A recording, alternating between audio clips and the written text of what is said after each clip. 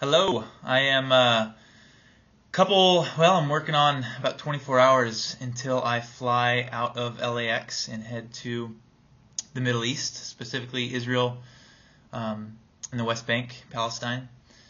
And last summer I had the opportunity to study there in Jerusalem and then travel throughout the country and across through the checkpoints and the separation wall into the West Bank and spend time with people from both the Israeli perspective and the Palestinian perspective.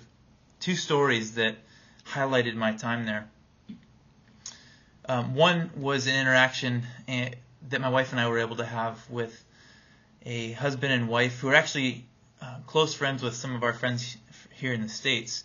And they lived in New York, and they are devout Jews. And they decided that as a result of seeking to be faithful to their devotion to Judaism, they needed to move to Israel, and he was studying to be a rabbi. And so we had coffee with them on the streets of West Jerusalem and had a brilliant conversation and laughter, and were able to hear more of the heart and the devotion that's behind his faith and how that was being played out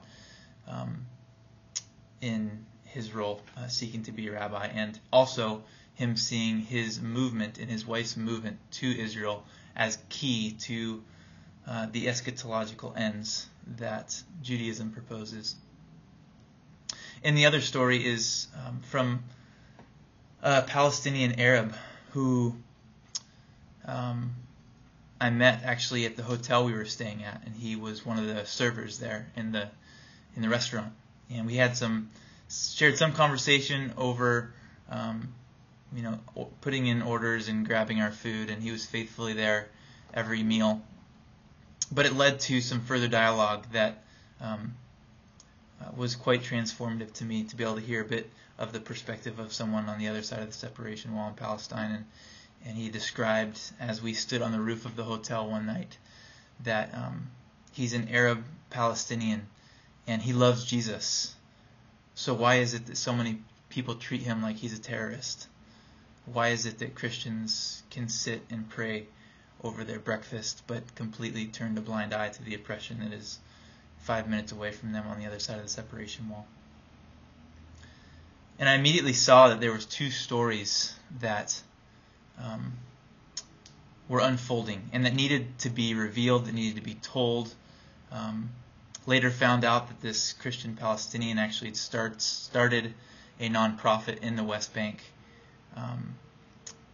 that seeks peace and reconciliation through the arts for children. And my wife and I got to spend time with them and see these children come running through the doors. At the same time, I'm in Israel and I'm interacting with devout Jews who have welcomed me into their homeland to experience these sacred sites. So there's these two narratives, and in large part from the perspective especially of those over there and many of us here, Israel represents the Western narrative and Palestine represents a Middle Eastern narrative, of the Arab nations. And they have been broken and fractured by polarizing rhetoric and political conflict for so long. And the reality is both these two narratives, while they stand at odds, we trust that with the life and death and resurrection of Jesus, that he became king of a new kingdom, and that his reign isn't something that just happened in the past, but his reign is something that's happening today and that will continue into the future. And when we see in light of that narrative, we see that both of these two narratives, the Israeli narrative and the Palestinian narrative, and the grander ones that those represent, the West and the Middle East, those all have to be held subject to the narrative of God, as was told in the life and death and resurrection and the current reign of Jesus. And that's the posture and the hope that I hang on to with a group of peacemakers that are heading over there to spend time with the human stories that lie behind these polarizing narratives, to be with refugees in the West Bank, to be with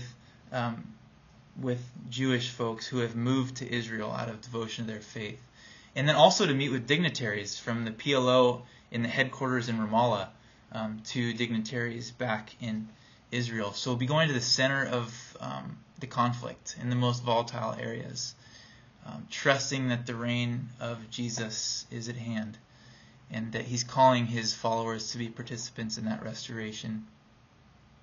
And so the heart of this, as I just spoke, is to bring reconciliation. And the theory and the doctrine that undergirds that is this just peacemaking theory. And in short, just peacemaking is a hybrid between just war that justifies the use of violence for the defense of the oppressed, versus extreme forms of pacifism that can sometimes remove themselves from the issues altogether.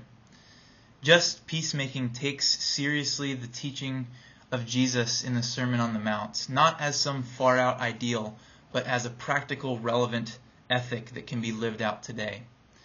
And with that in mind, it's not a theology of removal, and it's also not a theology of violence.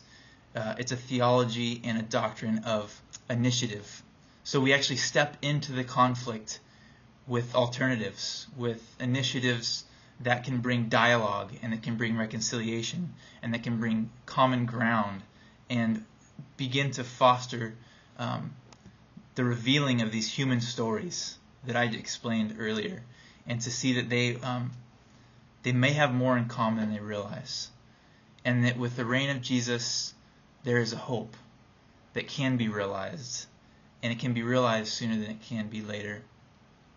And so I step in with that posture as a just peacemaker, following in the way of Jesus, trusting this is where God has called me as a unique burden he's put on my heart, and leaving my family, my wife and daughter, for 2 weeks tears me to shreds, but know that this is the road I need to take, and also with the conviction that these stories need to be shared, and that's also something I feel convicted to do. And so follow me along in this. My goal is to post video blogs every night. The internet's spotty over there.